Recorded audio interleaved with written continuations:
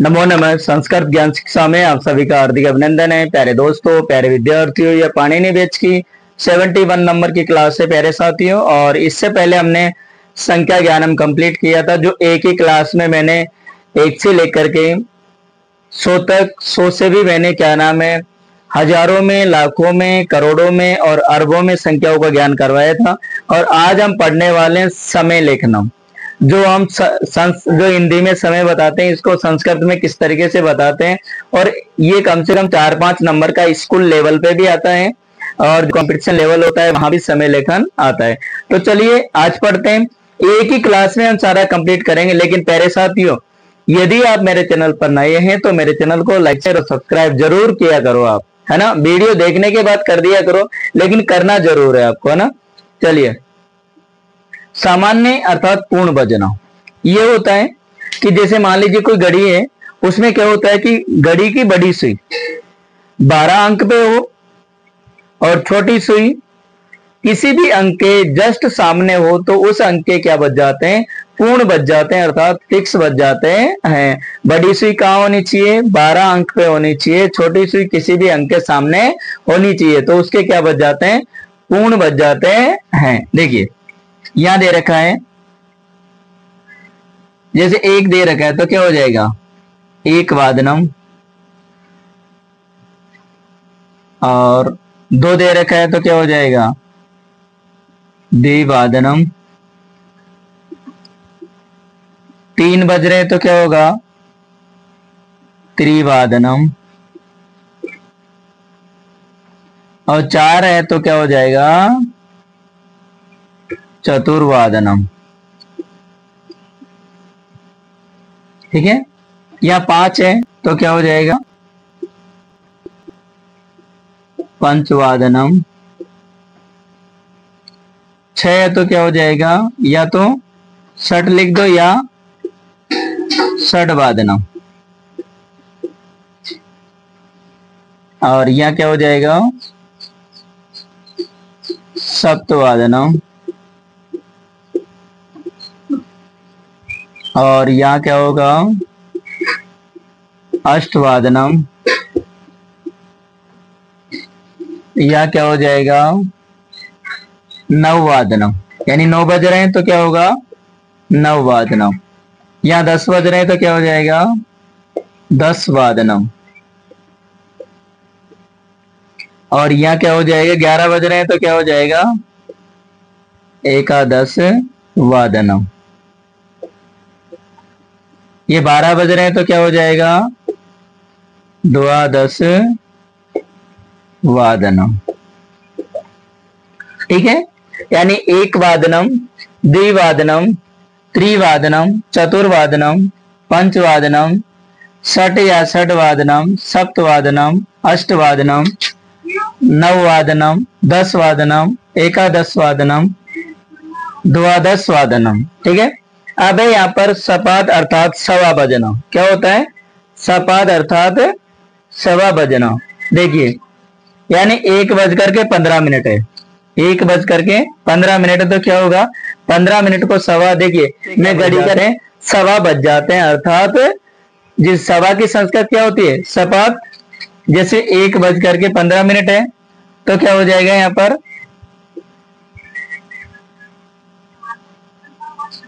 देखिए ऐसे होगा, सपा देक वादनम। सपा देक वादनम हो गया।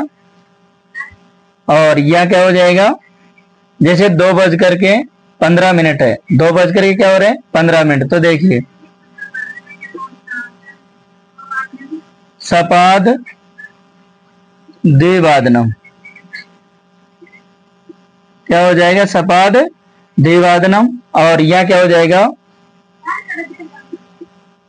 सपाद त्रिवादनम। और यह हो गया सब, यह है सपाद चतुर्वादनम। और यहाँ 5:15 है तो क्या हो जाएगा, तो देखिए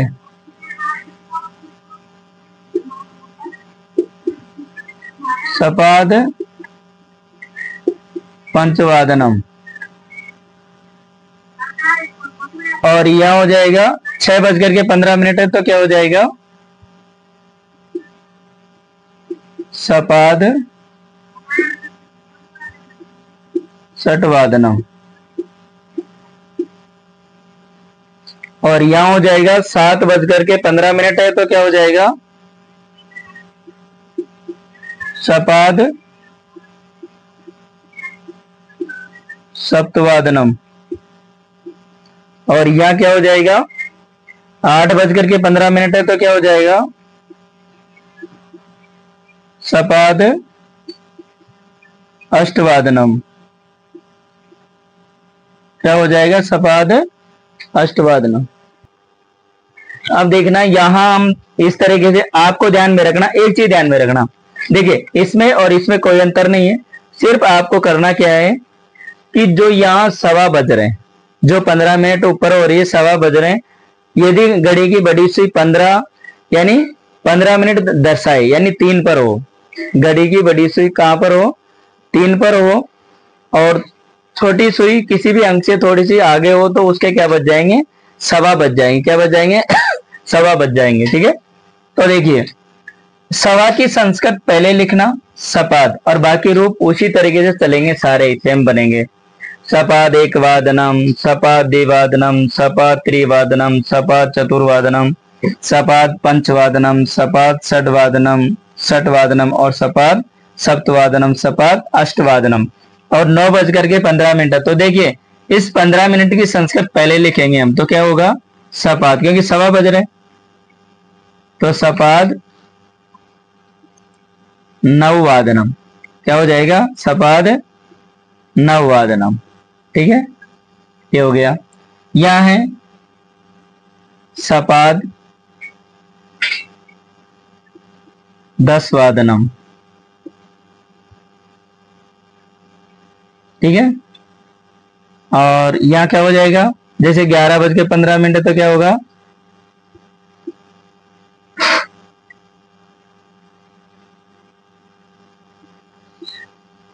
सपाद एकादश वादनम। मैंने यह जो रूप लिखा है ये संधि रूप करके लिखा है, संधि विच्छेद करके लिखोगे तो सपाद एक वादनम हो जाएगा, और यहाँ सपाद एकादश वादनम, और यहां हो जाएगा सपाद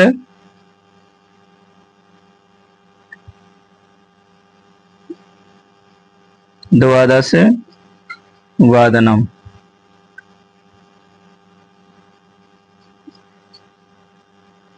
ठीक है, इस तरीके से बन जाएगा ये आपका ना, सपाद एक वादनम, सपाद द्विवादनम, सपाद त्रिवादनम, सपाद चतुर्वादनम, सपाद पंचवादनम, सपाद षटवादनम, सपाद सप्तवादनम, सपाद अष्टवादनम, सपाद नववादनम, और यहाँ हो जाएगा सपाद 10वादनम, सपाद एकादश वादनम, सपाद द्वादश वादनम। ठीक है, इस तरीके से ये 2 नियम कंप्लीट हुए। जल्दी से इसका स्क्रीनशॉट ले लो एक बार। पहले हमने पढ़ा सामान्य अर्थात पूर्ण बजना, और अब हम पढ़ने वाले हैं और उसके बाद में हमने पढ़ा था सपाद अर्थात सवा। सवा की मैंने आपको पहले भी बताया था कि यदि घड़ी की बड़ी सुई कहां पे हो 15 पे हो, कहने का मतलब 15 मिनट पे हो, और छोटी सुई किसी भी अंक से थोड़ी सी आगे हो, तो उस अंक क्या बच जाते हैं सवा बच जाते हैं। सीधी सी बात पे ध्यान रखना कि बड़ी सुई सवा के लिए यदि सवा बजने का है तो बड़ी सुई कहां पे हो 3 अंक पे हो, और छोटी सुई किसी भी अंक से थोड़ी सी आगे हो तो उसके क्या बच जाएंगे सवा बच जाएंगे। और अब हम पढ़ने वाले हैं सार्ध। सार्ध का अर्थ होता है साढ़े। सार्ध का अर्थ क्या होता है साढ़े। ठीक है, हम कहते हैं ना जैसे मान लीजिए घड़ी की बड़ी सुई कहां पे हो 6 अंक पे, अर्थात 30 मिनट को दर्शाए। घड़ी की बड़ी सुई 6 अंक पर अर्थात 30 मिनट को दर्शाए, तथा छोटी सुई किन्हीं 2 अंकों के मध्य में हो अर्थात बीच में हो, तो पूर्व वाले अंक के, तो पूर्व वाले अंक के क्या बच जाते हैं साढ़े बच जाते हैं, अर्थात जो पहले वाला अंक होता है उसके साढ़े बच जाते हैं। तो देखिए 1:30 है, तो क्या हो जाएगा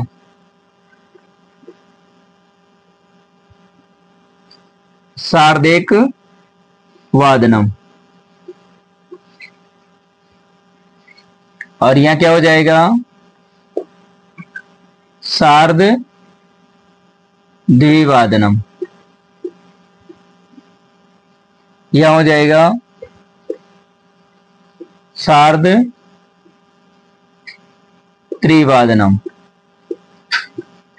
ठीक है, 4:30 को संस्कृत क्या हो जाएगी, सार्ध चतुर्वादनम। क्या हो जाएगी, सार्ध चतुर्वादनम।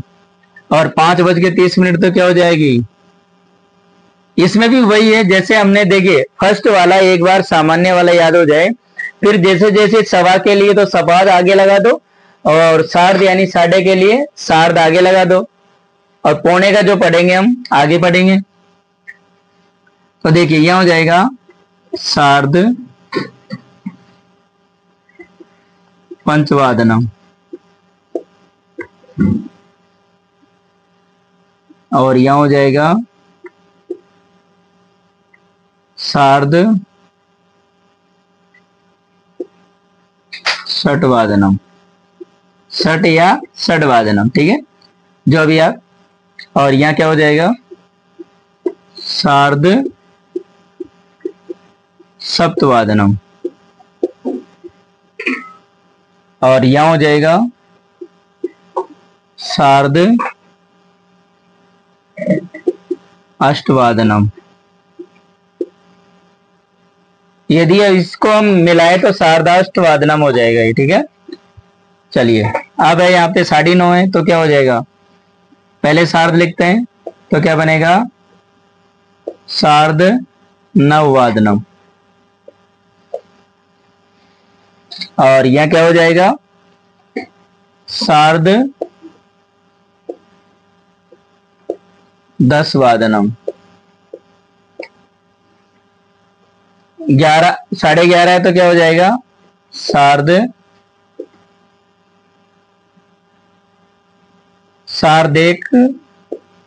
सार्धेकादश वादनम। ठीक है, यानी 11:30। और यहां हो जाएगा सार्ध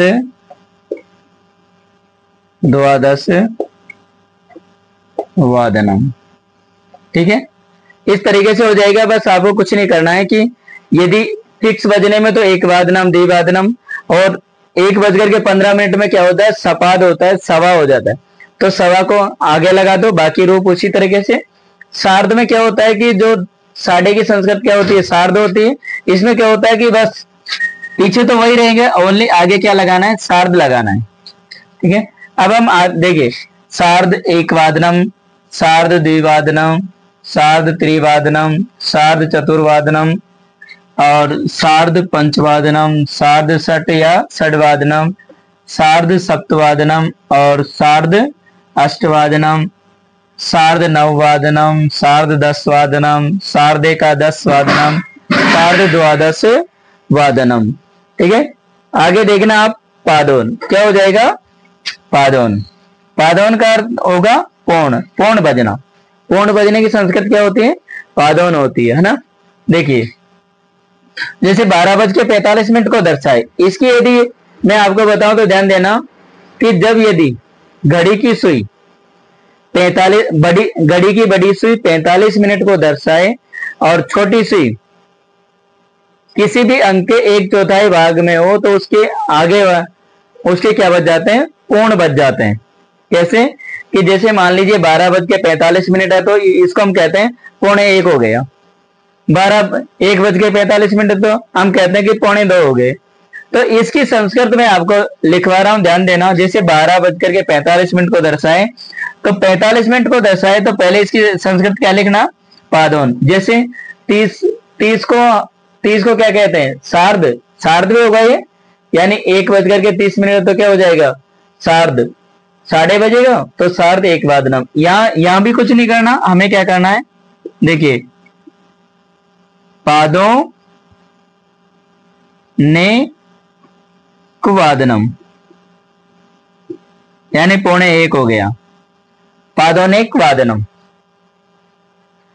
इसमें कुछ नहीं होता कि जो 45 मिनट को तो पादोन के रूप में दर्शा देना और इससे आगे वाली संख्या की संस्कृत लिखना है हमें। जैसे 1:45 है तो 45 मिनट को तो क्या लिखे हमने, पादोन के रूप में दर्शाया, पौने के रूप में, और एक न लिख करके हम क्या लिखेंगे, पादोन द्विवादनम। पादोन द्विवादनम। सेम यहां भी वही हो जाएगा, पादोन त्रिवादनम। यहां भी क्या होगा, वही होगा, पादोन चतुर्वादनम। ठीक है, आगे दे रहा 5:45 को दर्शाए तो क्या होगा, पादोन षटवादनम, षट या षटवादनम। ठीक है, और यहां हो जाएगा पादोन सप्तवादनम। 7:45 अर्थात